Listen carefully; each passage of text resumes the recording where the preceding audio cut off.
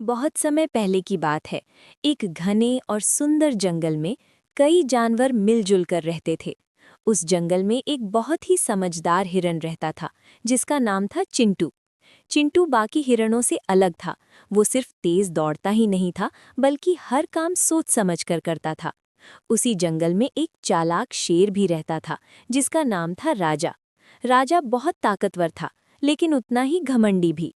वो रोज किसी न किसी जानवर का शिकार करता और पूरे जंगल में डर फैलाता रहता। एक दिन सभी जानवर बहुत परेशान हो गए। उन्होंने सोचा, अगर ऐसा ही चलता रहा तो हम सब एक एक करके खत्म हो जाएंगे। तब सभी जानवर मिलकर एक सभा में इकट्ठा हुए। सभा में चिंटू हिरण भी आया।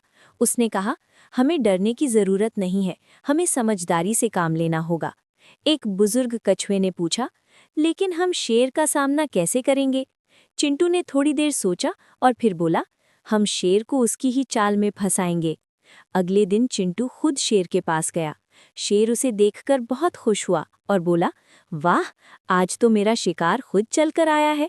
चिंटू डरने का नाटक करते हुए बोला, महाराज, मैं खुद को आपके हवाले करने आया हूँ, लेकिन एक समस्या है।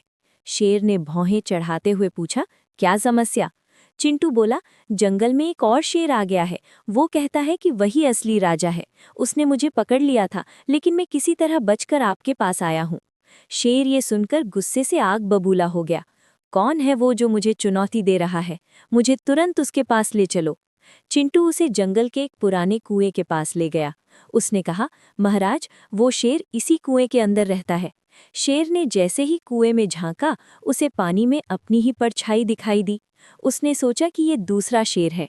गुस्से में आकर शेर जोर से दहाड़ा और उसकी आवाज कुएं में गूंज उठी। उसे लगा कि दूसरा शेर भी उसे जवाब दे रहा है। अब शेर और ज्यादा गुस्से में आ गया। उसने सोचा, मैं अभी इसे खत्म कर देता हूँ, और वो कुएं में कूद पड़ा। लेकिन जैसे ही वो कूदा, वो पानी में गिर गया और बाहर नहीं निकल पाया। चिंटू मुस्कुराते हुए वहां से चला गया। जब बाकी जानवरों को ये खबर मिली तो सभी बहुत खुश हुए। उन्होंने चिंटू की बुद्धिमानी की खूब तारीफ की। उस दिन के बाद जंगल में शांति लौट आई। सभी जानवर बिना डर के खुशी खुशी रहने लगे।